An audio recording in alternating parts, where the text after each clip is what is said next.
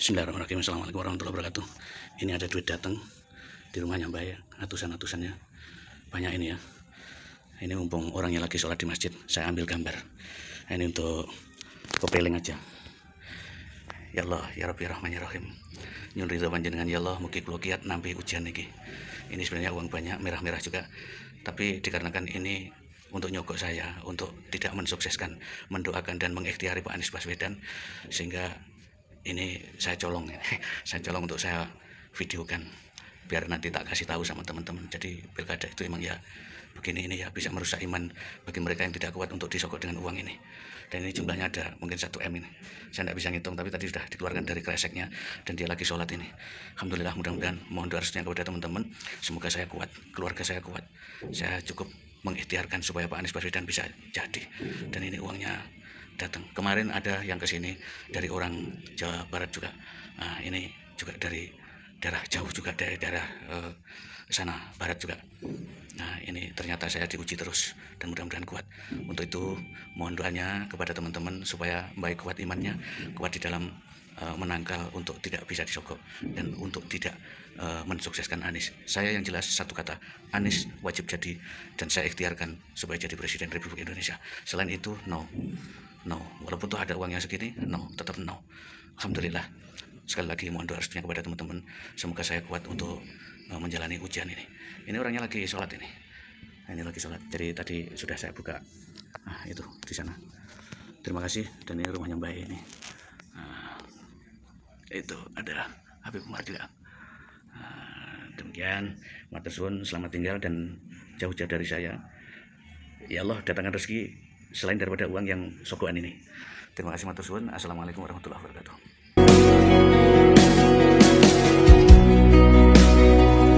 Jangankan diriku, semut pun kan marah bila terlalu.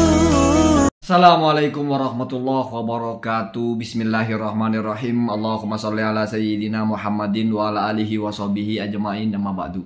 Ja'alanallahu wa iyyakum min ahlil khairi wa sa'ada fid dini wad dunya wal akhirah, wa aslahallahu umura ummati Muhammadin sallallahu alaihi wasallam fi sairil alam, khosatan fi Palestin wa ghairiha, amin Allahumma amin.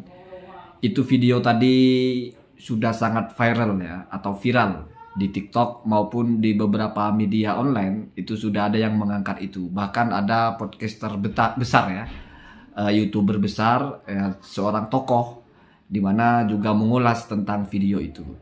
Sekarang saya partisi konten saya kepada 2 hal. Yang pertama, dalam narasi video itu ada bahasa saya disogok. Sogok itu kalau dalam bahasa Arab itu ar-rishwatu. Itu sebetulnya punya takrif, di mana ini akan berkonsekuensi dengan keadaan kiai tersebut. Kita ambil takrifnya Imam Al-Jurjani. Rishwah ya, atau sogok itu adalah ma yuqta li ibta li al-haqqi au li ihqaqi al-batil. Jadi sesuatu ya. Jadi ini umum ya. Bisa berupa uang, bisa berupa mungkin akan dijanjikan dinaikkan jabatan. Pokoknya sesuatu yang diberikan, berarti hal yang bermanfaat. Tujuannya apa? Li ibta li al-haq, agar orang itu yang diberi itu adalah memutuskan sesuatu itu yang mestinya A dia putuskan B, di mana perubahan atau transisinya adalah ibtalu al-haq, yang benar disalahkan. Atau kebalikannya, au li ihqaqi al-batil, atau yang salah dibenarkan. Jadi kasus term utamanya sogok itu biasanya di pengadilan. Jadi seorang hakim seharusnya memutuskan A, lalu disogok dia memutuskan B. Di mana ketika mengganti dari putusan A ke B itu terjadilah di situ yang benar divonis salah atau yang salah divonis benar. Atau kalau kita generalkan, sesuatu yang benar kita bilang salah, sesuatu yang salah kita bilang benar. Berarti ini antara hak dan batil, di mana kalau tidak ada sogok maka akan berjalan sebagaimana mestinya, yaitu yang hak ya hak, yang batil yang batil. Tapi lalu masuklah sogok sehingga berubah menjadi terbalik. Yang hak kita bilang batil, yang batil kita bilang hak. Kalau ini dimasukkan kepada masalah mendukung siapa di pilpres ini dikaitkan dengan sogok, maka berarti seolah-olah pilpres ini antara pilihan yang hak dan yang batil. Seolah-olah yang Pak Anies saja yang hak, sementara yang dua ini batil. Kenapa saya bilang yang dua? Karena kiai itu hanya bilang saya disogok untuk tidak memilih Anies. Tetapi dia tidak menyebutkan yang menyogok itu dari pihak siapa. Sehingga dua-duanya menjadi ihtimal. Apakah dari yang satunya atau yang satunya. Karena kan ada 3. Jadi begitu ya. Jadi dalam narasi kiai itu kalau ini dianggap sogok berarti seolah-olah kita ini dihadapkan kepada 2 pilihan atau kiai itu dihadapkan kepada 2 pilihan, yaitu antara hak dan yang batil. Lalu disuruh mendukung yang batil sehingga disogok untuk meninggalkan yang hak. Nah, kan kira-kira begitu ya. Itu perluasan makna sogok. Itu yang pertama. Yang kedua, sangat disayangkan kalau seperti itu dipublish tetapi tidak utuh. Kenapa tidak utuh? Ya seperti yang saya bilang tadi. Kalau dia berani publish mestinya sebut saja siapa yang ngasih. Biar selesai persoalan. Dan dari pihak mana? Kenapa? Karena kalau seorang public figure menyampaikan narasi-narasi yang multi-interpretasi seperti ini, itu akan membuat suasana semakin kisruh. Kita menjadi menduga-duga, kita menjadi berburuk sangka, kita menjadi menebak-nebak. Ya. Ada di podcasternya itu Gus M, entah Gus siapa itu. Maksudnya yang menjadi delegatornya ya, atau yang menjadi tukang sogoknya lah bahasanya ya. Tapi Gus M siapa ya tidak disebut juga di situ. Ini tidak baik untuk kebangsaan kita. Mestinya kalau ada orang berani mengupload, berarti kan berani dengan semua resiko. Ya sekalian ya, terbuka saja. Saya didatangi Gus Maman atau kenapa pilih M ya? Mungkin Gus Mukidi ya. Gus Mukidi. Untuk saya tidak mencoblos atau saya tidak mengikhtiari atau saya tidak membela Anies Baswedan. Dan saya tolak. Kan begitu mestinya. Dan orang itu datang mewakili paslon nomor 2 atau paslon nomor 3. Mestinya begitu ya. Biar kita itu mendapatkan informasi yang utuh. Biar tidak ada interpretasi-interpretasi yang nanti tiba-tiba menyudutkan orang lain. Ini tidak sehat ya. Ya wallahu alam, mungkin beliau punya ikhtiar yang lain. Tetapi ini saya bicara efeknya. Kita mendengarkan berita-berita yang tidak utuh. Mesti nanti kita tambahkan sendiri. Kita lanjutkan sendiri. Kita kembangkan sendiri.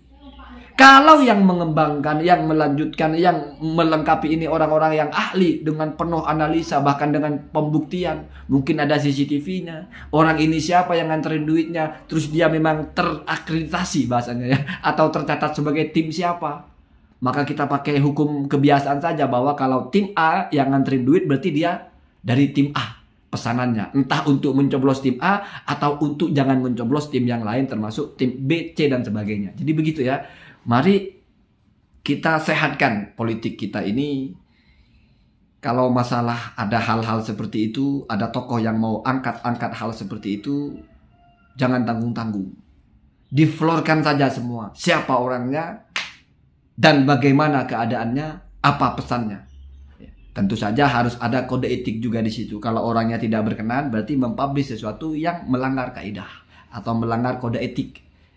Kita didatangi orang, dikasih duit, disuruh ini, disuruh itu, orangnya pergi, kita colong videonya, kita sebar. Itu saya kira kurang mengindahkan etika. Tetapi kalau mungkin kiai ini berpikir ini nggak ada cara lain, ini cara satu-satunya. Ini pertentangan antara 2 mafsadat. Saya menyebar ini juga mungkin ada mafsadatnya. Tapi kalau tidak saya sebar, itu mafsadatnya lebih besar. Setidaknya biar yang lain juga aware ya. Yang lain juga berhati-hati dan mempertimbangkan. Ya, kita dukung Pilpres ini. Siapapun yang Anda pilih, silahkan pilih. Tetapi jangan main uang. Jangan main uang itu artinya jangan merubah opini orang dengan uang. Jangan menekan lawan dengan uang. Karena apa-apa yang diupayakan dengan uang berarti hanya untuk uang ujung-ujungnya ya. Saya kira tidak ada orang itu ingin memimpin dengan ketulusan, ingin memimpin, ingin berkhidmah, ingin mengabdikan diri dengan ketulusan, tapi kok caranya curang. Kalau dengan cara curang, siapapun sudah menganggap ini sebuah komoditi ya, sebuah bisnis atau sebuah langkah-langkah untuk memajukan hal-hal yang sifatnya materi. Waliyadzubillah ya, semoga kita tidak punya pemimpin seperti itu. Allahumma hadina hadasabil. Assalamualaikum warahmatullahi wabarakatuh.